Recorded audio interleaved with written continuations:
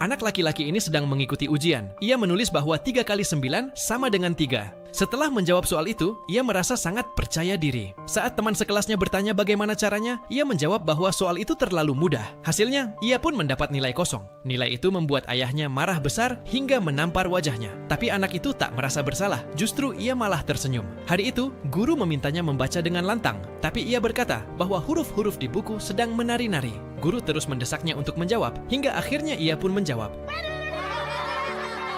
Seluruh kelas tertawa terbahak-bahak. Guru pun mengusirnya keluar dari kelas. Namun ia tak merasa malu. Bahkan ia mulai menari-nari di lorong sekolah. Anak itu tidak berbohong.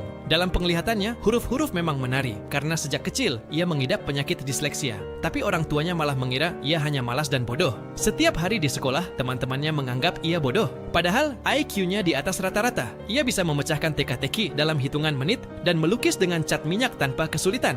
Ayahnya yang marah mengirimnya ke sekolah asrama. Saat melihat keluarganya pergi, ia tak mampu menahan air mata. Di asrama, saat yang lain berganti pakaian, ia hanya duduk melamun. Larut malam, saat semua sudah tidur, ia masih duduk di ranjang. Ia hanya bisa bersembunyi di kamar mandi dan menangis diam-diam, mencuci air matanya dengan air dingin. Suatu hari, guru seni membagikan kertas kosong dan meminta semua murid menggambar dengan bebas. Teman-temannya langsung mulai menggambar, namun kertas anak itu tetap kosong.